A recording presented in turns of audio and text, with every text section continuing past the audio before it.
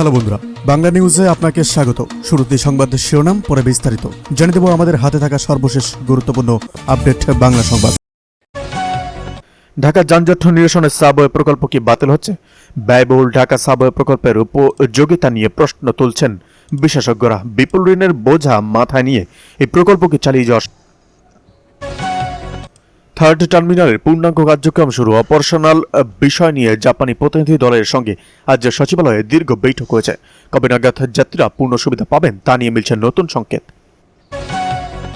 সংবিধানের গুরুত্বপূর্ণ কয়েকটি সংশোধনীর ওপর অনুষ্ঠিত গণভোটের প্রাথমিক ফলাফল আসতে শুরু করেছে। কেয়ারটেকার সিস্টেম কি তবে বাংলাদেশের সংবিধানে স্থায়ীভাবে ফিরেছে? সীমান্তে বিএসএফের গুলিতে ফের মৃত্যু, কড়া প্রতিবাদ জানালো ঢাকা। আজ ভোরে ঠাকুরগাঁও ও সীমান্তে ঘটে যাওয়া ঘটনার কড়া ভাষায় নিন্দা জানিয়েছে পররাষ্ট্র মন্ত্রণালয়। দিল্লির উত্তর কি হতে পারে? 10 বছরে নিখোঁজ হওয়া ব্যক্তিদের উদ্ধারে গঠিত কমিশন আজ তাদের প্রাথমিক প্রতিবেদন জমা দিয়েছে। বেশ কয়েকজন ব্যক্তি এখনো জীবিত আছেন বলে যে ইঙ্গিত পাওয়া গেছে, তার সত্যতা কতটুকু? তারেক রহমানের দেশে ফেরা নিয়ে আইনি জটিলতা কি কাটছে? দণ্ডপ্রাপ্ত আসামি হিসেবে ফিরবেন নাকি নির্দোষ হিসেবে? প্রধানমন্ত্রী তারেক রহমানের আইনি অবস্থান নিয়ে আজ বড় ব্যাখ্যা দিলেন আইনমন্ত্রী। ঢাকা দিল্লি সম্পর্কে বরফ গলছে। ভারতের পররাষ্ট্রমন্ত্রীর সাথে বাংলাদেশের বিশেষ দূতের বৈঠকের পর নতুন এক আশার আলো দেখছেন বিশ্লেষকরা। এজেন্ডায় কি ছিল? ছাত্র রাজনীতি কি বন্ধ হচ্ছে? ক্যাম্পাসে উত্তপ্ত পরিস্থিতি। দেশের প্রধান বিশ্ববিদ্যালয়গুলোতে ছাত্র রাজনীতি নিষিদ্ধের দাবি জোরালো হচ্ছে। সরকার কি ছাত্রদের এই দাবির মুখে নিতে স্বীকার করবে নাকি আসবে অন্য কোনো সিদ্ধান্ত? এদিকে বগুড়াকে আরেকটি মাগুরা বানানোর উপচেষ্টা চালাবেন না বলেন বিএনপি পরোয়ার।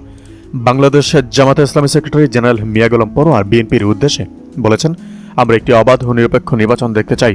প্রশাসনিক নির্বাচন আয়োজনের মাধ্যমে প্রধানমন্ত্রী নির্বাচন এলাকা বগুড়াকে আরেকটি মাগুরা বানানোর প্রচেষ্টা চালাবেন না। রোববার বিকেলে বগুড়া 6 আসনের উপনির্বাচনে জামাতে ইসলামী মনোনীত প্রার্থী আব্দুর রহমানের নির্বাচনী ইশতেহার ও উন্নয়ন পরিকল্পনা ঘোষণা উপলক্ষে আয়োজিত মত বিনিময় সভায় প্রধান অতিথির বক্তব্যে তিনি কথা বলেন। প্রসঙ্গত, বিএনপি ক্ষমতায় থাকাকালে 1994 সালে বগুড়া 2 আসনে উপনির্বাচনে ব্যাপক কারচুপির অভিযোগ ওঠে। এরপর বিরোধী দলগুলো তত্ত্বাবধায়ক সরকারের দাবিতে জোরালো আন্দোলন গড়ে তোলে। বগুড়া শহরের নাওয়াবাড়ি সড়কে টিএমএসএস মহিলা মার্কেট মিলনায়তনে এই মত বিনিময় সভা অনুষ্ঠিত হয়। সভায় মিয়া গোলাম পরোয়ার বলেন, জুলাই সনদের আলোকে সংবিধান সংস্কার আদেশ বাস্তবায়নে বিরোধিতার মাধ্যমে বিএনপি ফ্যাসিবাদের শাসনের দিকে এগোচ্ছে। তিনি আরো বলেন, 2/3 সংখ্যাগরিষ্ঠতা অর্জনের পর বিএনপি জাতিসংঘে বিশ্বাসের ঘাতকতা করেছে এবং সংবিধান সংস্কার পরিষদের সদস্য হিসেবে শপথ নেয়নি। এখন দলটি জুলাই সনদ বাস্তবায়নের বিরোধিতা করছে। এই একই আদেশে অনুষ্ঠিত সংসদ নির্বাচনের ফল মেনে নিয়ে ক্ষমতায় গেলেও গণভোট মানছে না। এর মাধ্যমে বিএনপি পুরো জাতির সঙ্গে প্রতারণা ও বিশ্বাসের ঘাতকতা করেছে। জামাতের সেক্রেটারি জেনারেল বলেন, প্রায় 5 কোটি ভোটার গণভোটে হ্যাঁ ভোট দিয়ে বিএনপির নোট অফ ডিসেন্ট প্রত্যাখ্যান করে। এদিকে ডক্টর ইউনূস সহ 24 উপদেষ্টার দেশ থেকে নিষেধাজ্ঞা চেয়ে আইনি নোটিশ।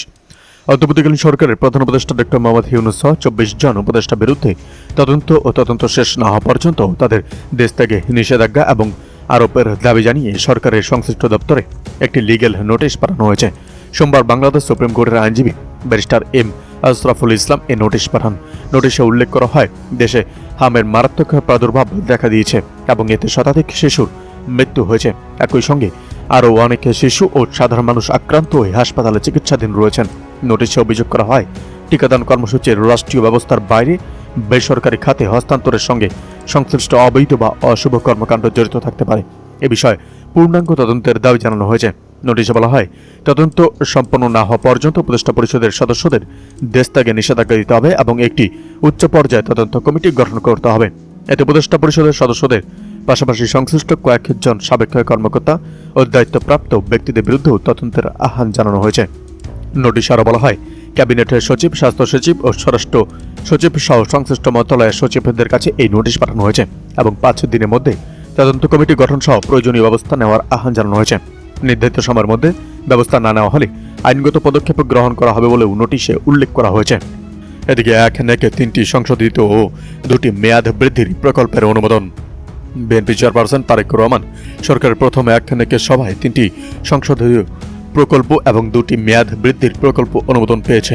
সোমবার অনুষ্ঠিত সভায় এক নেকের কার্যতালিকায় থাকা 19টি প্রকল্পের মধ্যে প্রথম 7টি নিয়ে আলোচনা করা হয়।